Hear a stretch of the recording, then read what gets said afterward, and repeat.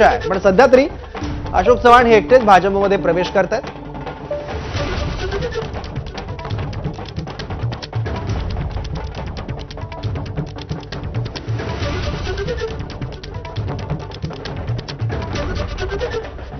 आणखी माहिती घेऊ, आपले प्रतिनिधी राजू सोनवणे आता आपल्यासोबत आहे। राजू, आता आपण अशोक चव्हाण आता भाजप कार्यालयामध्ये पोहोचलेले आहेत आणि थोड्याच वेळामध्ये त्यांचा पक्ष प्रवेश भाजपमध्ये होणार आहे। अशोक चव्हाण गेटवरती पोहोचता क्षणी आशिष शेलार जे आहे त्यांना रिसीव्ह करण्यासाठी आले आणि कडकडून जे आहे मिठी मारून त्यांचं स्वागत केलेलं पाहायला मिळतंय। पाहतोय आपण अशोक चव्हाणांच्या स्वागतासाठी भाजप कार्यालयाच्या बाहेर ढोल ताशांची आताच जे आहे ते ढोलताशे वाजताना पाहायला मिळतात। कार्यकर्त्यांमध्ये उत्साह आहेत। नांदेड हिंगोलीवर सुद्धा मोठ्या प्रमाणावरती कार्यकर्ते ठिकाणी दाखल झालेले आहेत आणि थोड्याच वेळामध्ये अशोक चव्हाण यांचा पक्षप्रवेश होणार आहे। उपमुख्यमंत्री देवेंद्र फडणवीस आणि पक्षाचे प्रदेशाध्यक्ष चंद्रशेखर बावनकुळे यांच्या उपस्थितीमध्ये हा प्रवेश होणार आहे। मात्र ह्या प्रवेश करताना अशोक चव्हाण यांची पत्रकार परिषद होईल त्यावेळी जे आहे ते काँग्रेसवरती निशाणा साधण्याची दाट शक्यता आहे। त्यामुळे कोणावरती काय निशाणा साधतायत हे सगळ्यात महत्त्वाचं पाहणं महत्त्वाचं राहणार आहे। खरं तर अशोक चव्हाण यांचा निशाणा हा नाना पटोले जे काँग्रेसचे प्रदेशाध्यक्ष आहे यांच्यावरती असण्याची शक्यता नाकारता येत नाहीये। त्यामुळे अशोक चव्हाणांची पत्रकार परिषद ही महत्त्वाची राहणार आहे।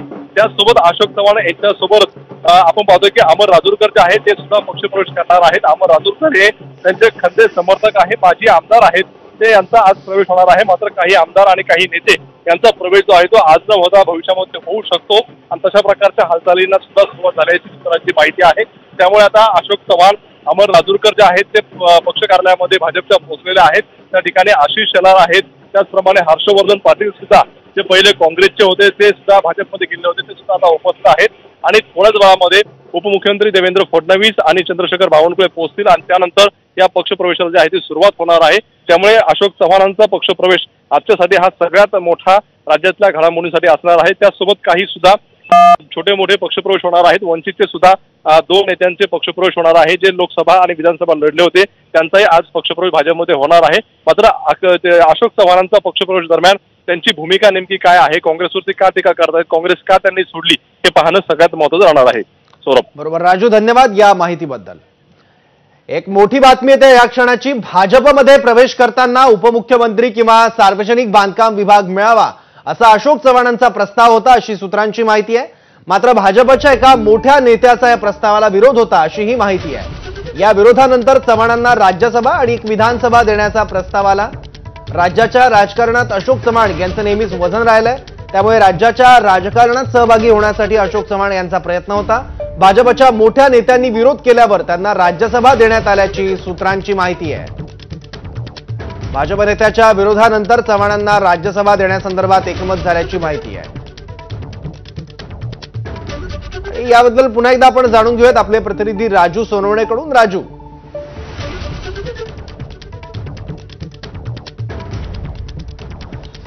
अगदी पाहतो आपण अशोक चव्हाण यांचा प्रवेश होणार आहे आणि या प्रवेशामध्ये आपण सगळ्यात महत्त्वाचं म्हणजे अशोक चव्हाणांचा प्रवेश होत असताना त्यांनी काही मुद्दे समोर ठेवले होते, प्रस्ताव समोर ठेवला होता। त्यामध्ये सगळ्यात महत्त्वाचं म्हणजे मी भाजपमध्ये प्रवेश करतोय, मात्र मला जे आहे ते उपमुख्यमंत्रीपद मिळावा आणि सार्वजनिक बांधकाम मिळावा अशा प्रकारचा प्रस्ताव जो आहे तो अशोक चव्हाणांनी पुढे ठेवलेला होता। मात्र भाजपच्या एका वरिष्ठ नेत्याने या प्रस्तावाला विरोध केला आणि त्यानंतर जे आहे ते हा संपूर्ण प्रस्ताव फेटाळला गेला।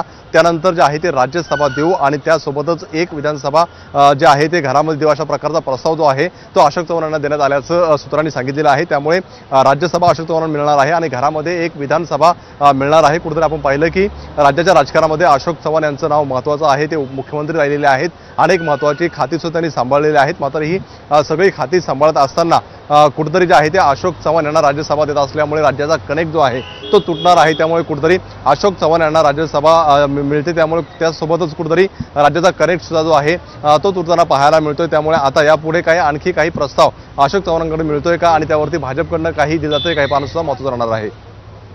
ठीक आहे राजू, धन्यवाद या माहितीबद्दल। तर आताची महत्त्वाची अपडेट हीच की अशोक चव्हाण हे आता भाजप कार्यालयात पोहोचलेले आहेत आणि थोड्याच वेळात ते भाजपमध्ये प्रवेश करतील। हर्षवर्धन पाटील, गिरीश महाजन, प्रवीण दरेकर, त्याचबरोबर उपमुख्यमंत्री देवेंद्र फडणवीस, भाजपचे प्रदेशाध्यक्ष चंद्रशेखर बावनकुळे हे सगळे महत्त्वाचे नेते आता भाजप प्रदेश कार्यालयात उपस्थित आहेत आणि त्यांच्याच उपस्थितीत हा भाजप पक्षप्रवेश होणार आहे अशोक चव्हाण यांचा। तर या पक्षप्रवेशानंतर काँग्रेसमध्ये नेमक्या अडचणी काय होत्या, काँग्रेसमधली कार्यपद्धती आणि त्याचबरोबर काँग्रेस नेतृत्व यावर सुद्धा अशोक चव्हाण हे टीका करण्याची शक्यता आहे।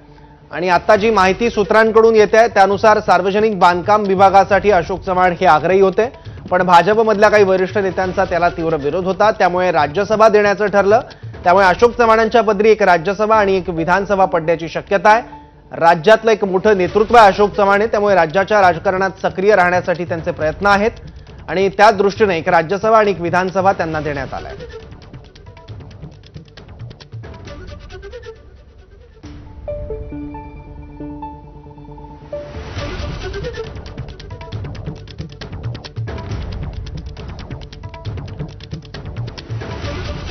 अशोक चव्हाण यांचे समर्थक मोठ्या संख्येने दाखल झालेले आहेत।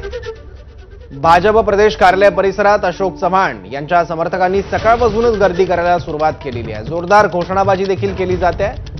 अशोक चव्हाण यांनी काल पक्ष सदस्यत्वाचा राजीनामा दिला होता। मराठवाड्यात मोठा प्रभाव आहे अशोक चव्हाण यांचा, पण त्यांच्यावर टीका सुद्धा होते की गेल्या वेळेस दोन्ही निवडणुका होत्या, त्या दोन्ही निवडणुकांमध्ये अशोक चव्हाणांचा पराभव झाला, त्यामुळे काँग्रेसचं काहीही नुकसान यामुळे होणार नाही असं संजय राऊत म्हणाले होते।